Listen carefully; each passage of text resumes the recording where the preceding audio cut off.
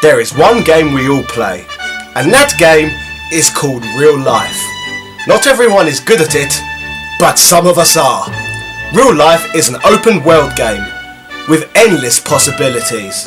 And after all, only the uncultured spend their day-to-day life in just one country. So join me in my life of leisure as I explore the best games for the handheld around the world.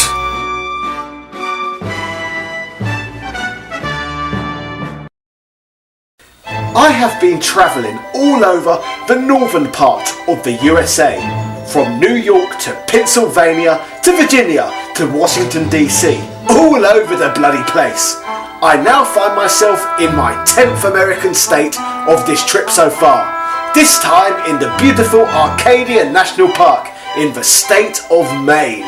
Since I am here in the autumn, this place is even more picturesque than normal, with leaves falling from the trees in an array of oranges and red colours. Some of the water here is even so clear that you could mistake them for cliffs. The water can sometimes just look like sheer drops. It is a rather interesting illusion. One would say this is a land of illusions. Anyway, today we shall be looking at the Land of Illusions, starring Mickey Mouse, ported from the Master System to the Game Gear in 1993. This game is particularly nostalgic to me personally, as it was one of the few games I had for my battery-guzzling Game Gear back in the 90s. So essentially, due to a lack of games, I played this game fairly often. Land of Illusions is licensed by Disney and is the sequel to the Castle of Illusions game. I would give you my thoughts on this game too, but unfortunately I am yet to play it, so I am therefore unable to give you an informed opinion on that one. Land of Illusions though is a 2D side-scrolling platformer, and a damn decent one I must say. The game features a nice concoction of traditional platforming staples that mix together nicely to formulate a memorable gameplay experience. The story of the game starts on a dark and stormy night, with a nightmarish mix of poor weather. Basically, Mickey Mouse is at home reading a book, which one can only assume must be terrible, as that corporate bastard of a mascot falls fast asleep halfway through reading it. When Mickey awakes, he is no longer in Disney World in Orlando, protected by his nefarious Disney police. Instead, he is in a foreign world. Basically, instead of being mollycoddled in his corporate theme park, he is now in a fairy tale equivalent to Somalia, and everything is now essentially out to kill him. Anyway, in this horrifying land full of bloody foreigners, Mickey is quickly alerted by the screams of a girl. After heroically rescuing the damsel in distress, which turns out to be Daisy Duck, she informs Mickey that evil is afoot. Some twat has stolen a magic crystal which has removed all the good magic in the village, leaving only the bad magic to turn happiness into nightmares. And it is up to Mickey Mouse to embark on a quest and return the crystal. Speaking of happiness turning into nightmares, that kind of reminds me of my trips to Disney World, a horrible corporate place, which is unaccountably expensive, and each of the parks is relatively small, and for no reason, about 3 times the price of Alton Towers. As mentioned, they even have those horrible Disney security who, by European standards, violate your human rights by taking your fingerprints, even though you're not a criminal on trial. What is that all about? America, land of the free, more like land of the guilty until proven innocent. Europe is more like land of the free in comparison to the United States.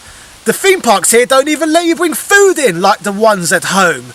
Disney instead charge you for crap like corn dogs and turkey legs, which cost $12 bloody. I hate you, Disney. I hate you so much. You greedy, vicious bastards. I ought to give you a bloody good thrashing.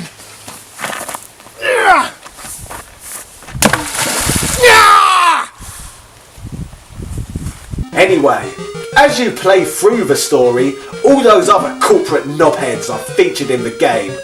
Goofy, Donald Duck, they're all bloody here. This story overall is as you would expect really.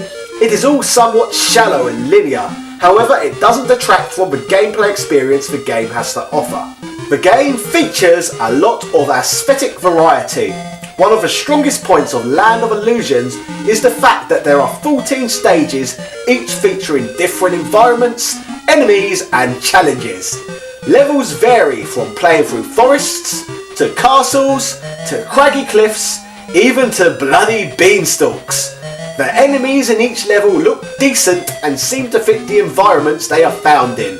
The variety gives each level a freshness that keeps the player interested in playing and seeing what the next level has in store. The best thing probably about this game is the content packed into the 14 levels in the game. I'm happy to report that every single level exhibits great gameplay design, with each one featuring different platforming sequences and puzzles. This game doesn't transcend the platforming genre, however it does feature a lot of variation within the platforming umbrella. As Mickey, you will do everything from swimming through dangerous waters in the lake, to racing against living flames, to battles against dragons in the blacksmith's castle, to even climbing a beanstalk and walking on clouds in the island stage. The game features everything from moving platforms, to the dreaded auto-scrolling screen levels, to hidden treasures and passages to play through. Some levels even feature multiple paths to choose from, with each route presenting unique challenges for the mighty mouse. Overall, the levels are fun, varied and smartly designed, which allows the player to truly enjoy the Land of Illusion. The game also features a Super Mario-like overworld map. As expected, the map allows the player to freely move between the levels that they have already beaten or are attempting. The ability to move around the world opens the door for backtracking and exploration if one chooses to do so.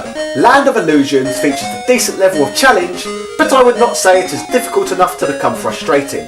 The difficulty is nicely paced throughout the game, and the game doesn't just throw you in the deep end, nor does it feature any sequences that absurdly spike the difficulty. Graphically, Land of Illusions features animations that are fluid, well done and fit into the game and the overall themes and settings. Whether you are running, jumping or just standing still, Mickey and his adversaries will exhibit animations that will all look as good as any on an 8-bit console. Prior to doing this review, I hadn't played this game in about 20 years. However, all the music was memorable enough to recall the game 20 years later, before I even inserted the game cartridge. So to say the bloody least, the tracks are bloody memorable.